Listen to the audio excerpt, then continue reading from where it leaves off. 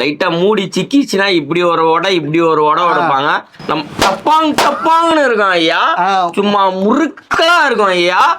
டப்பாங் டப்பாங்கன்னு போலாம் ஐயா. வேற லெவல்னா சொல்லுங்க. அதுல இருந்தானே வந்து இது. ஆனா நீ வேற லெவல்ல எப்படி இதை கண்டுபிடிச்ச? டப்பு டப்பாங்கு ஐயா, பசங்களோட வைப் எனக்கு தெரியும்.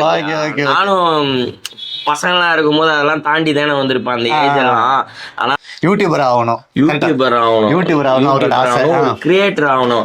ஒருத்தவங்கன்னா பாத்தீங்கன்னா இப்ப நம்ம தலைவர் கேஜிஎஃப் பாத்தீங்கன்னா ஆவும் தான் வீடியோல போடுவாப்ல. வீடியோ போட்டு முடிச்சோன்னே அதுக்கப்புறம் அளவுக்குதான் ப்ரோ எல்லாமே. சும்மா எல்லாம் நோண்ட கூடாது ப்ரோ. நான் யாருக்கு என்ன துரோகம் பண்ண ரெண்டு பேரும். ஆமா ஐயா, மாப்பிள்ள ஐயா, இது பொண்ணு 2 பேரும் நிச்சயதார்த்தம் பண்ணி வச்சிருக்கேன் இப்ப இது வரைக்கும். ஆமா, நிச்சயதார்த்தம் நல்ல நாள் இன்னும் வரல. வந்துச்சுன்னா ஒரு 3 முடிச்ச போட்டு உட்கார வச்சிருவோம் ஐயா.